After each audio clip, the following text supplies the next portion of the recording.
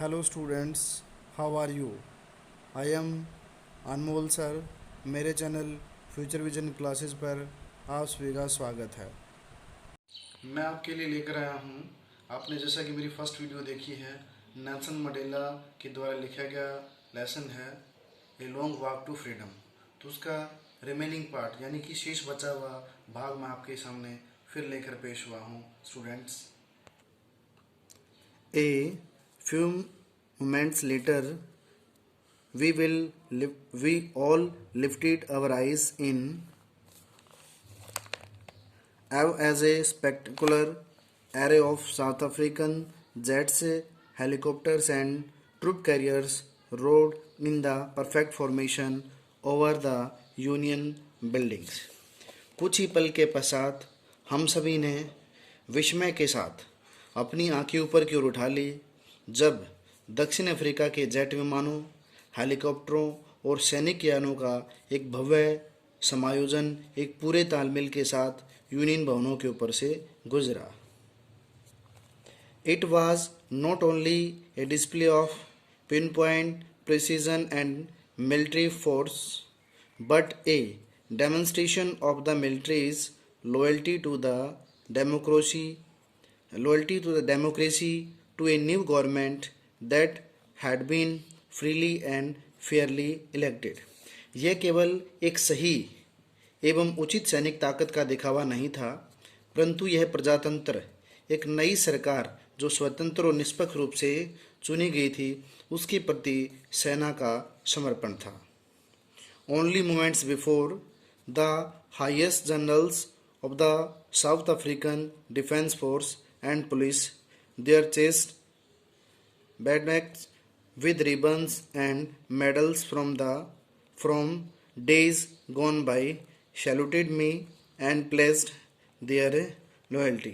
केवल कुछ ही क्षण पहले दक्षिण अफ्रीका के सुरक्षा बलों और पुलिस के उच्च अधिकारियों, जिनके छाती पर बीते दिनों के रिबन और तगमे अलंकृत थे, ने मुझे सलाम किया और अपनी वफादारी की शपथ ली।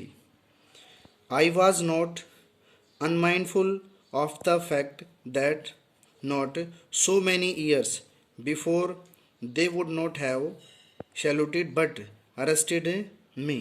मुझे ये बात अभी भी नहीं भूला हूँ मैं ये बात अभी भी नहीं भूला हूँ कि इस बात को ज़्यादा समय नहीं हुआ जब उन्होंने मुझे सलाम करने की अपेक्षा गिरफ्तार कर लिया था। फाइनली, अंत में, several of Impala jets left a smoke trail of black, red, green, blue and gold of New South African flag. अंत में इम्पाला जेट विमानों की एक वी अक्षर के आकार वाली रचना धुएं की एक पूंछ ही छोड़ती हुई निकल गई, जो नए दक्षिणी अफ्रीका के काले, लाल, हरे, नीले व सुनहरे रंग को धारण किए हुए थे। The day was symbolised for me by the playing of our two national anthems.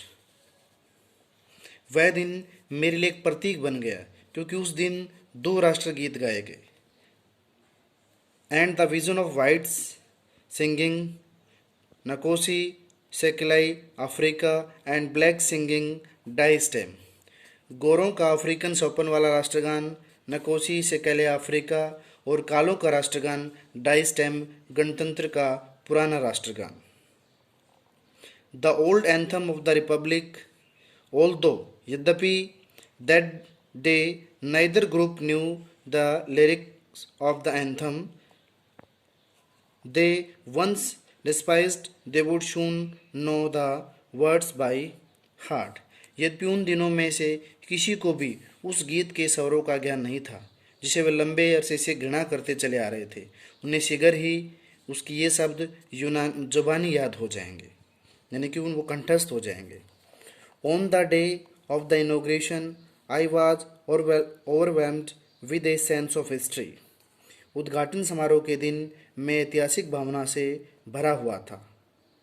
In the first decade of the 20th century, a few years after he bitter Anglo-Boer was and before my own birth, he the white-skinned peoples of South Africa passed up their differences and erected a symbol of racial domination against the dark-skinned people of their own land. 20वीं सदी के पहले दशक में भीषण Anglo boy युद्ध के पश्चात और मेरे जन्म से पहले दक्षिण अफ्रीका के गोरे लोगों ने अपने आपसी मतभेदों को समाप्त कर दिया था और अपने ही देश के काली चमड़ी वाले लोगों के खिलाफ जातीय प्रभुत्व की एक प्रणाली स्थापित कर ली थी. The structures they created form by the basis of one of the harshest most inhuman societies the world has ever known. जो ढांचा उन्होंने बनाया था उसने सबसे अधिक क्रूर और अमानवीय समाज के निर्माण की आधारशिला रखी जिससे कि पूरी दुनिया अनजान थी. Now in the last decade of 20th century and my own 8th decade as a man, that system had been overturned forever and replaced by one that recognized the rights and freedom of all peoples regardless of the color of their skin. अब 20वीं सदी के अंतिम दशक में मनुष्य के रूप में मेरे 8वें दशक में वह प्रणाली हमेशा के लिए बदल गई है और उसका स्थान उस प्रणाली ने ले लिया है जो सभी लोगों के अधिकारों और स्वतंत्रता को मान्यता प्रदान करती है, उनकी चमड़ी के रंग के आधार पर भेदभाव किए बिना. That day had come about through the unimaginable sacrifices of thousands of my people whose suffering and courage can never be counted or repaid.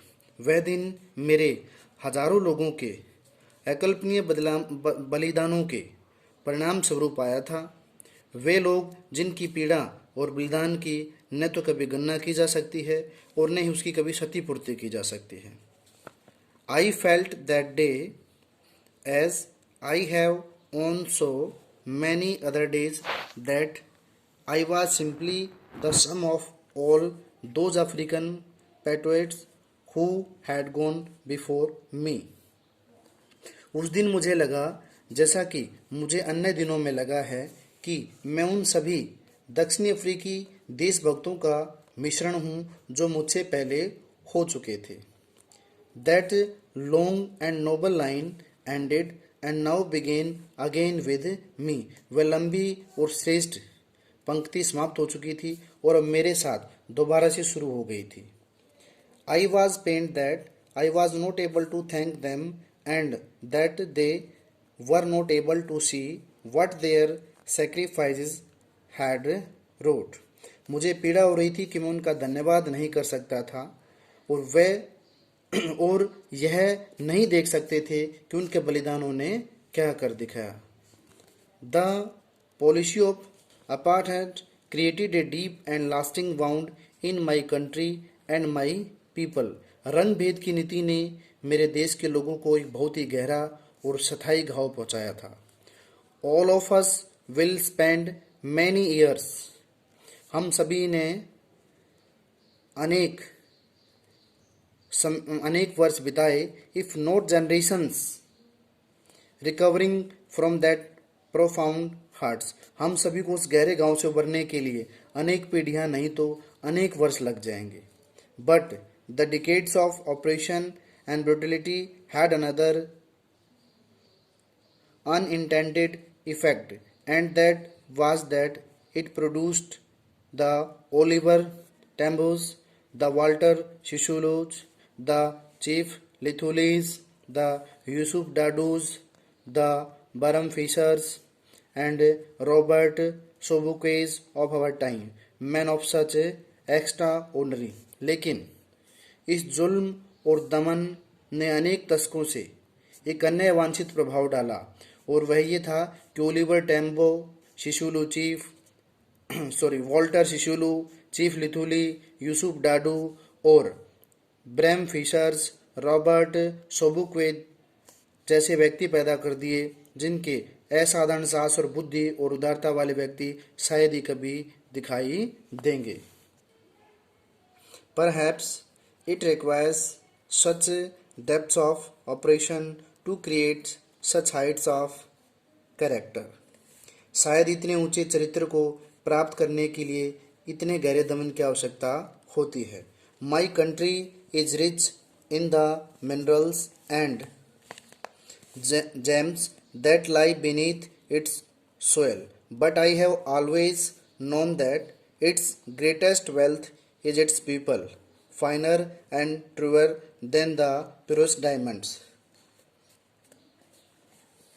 मेरा देश खनिज और ज़मीन के नीचे दबे हुए हीरे जवाहरातों से बहुत संपन्न है, लेकिन मैंने तो हमेशा एक ही बात मानी है कि इसका सबसे बड़ा धन इसके लोग हैं, जो कि शुद्धतम हीरों से भी अधिक बढ़िया और सच्चे हैं. तो स्टूडेंट्स, ये था हमारा बचा हुआ सेकंड पार्ट, और अभी इस लेसन का कुछ हिस्सा बचा हुआ है जो कि हम अगली वीडियो में आपको पेश करेंगे. Thank you. स्टूडेंट्स, अगर आप मेरे चैनल पर पहली बार वीडियो देख रहे हैं तो please like, share and subscribe my YouTube channel future vision classes, और कमेंट्स करना न भूलें, क्योंकि आपके कमेंट्स हमारे लिए बहुत ही महत्वपूर्ण हैं. आने वाले वीडियो में हमें सुधार करने का मौका मिले.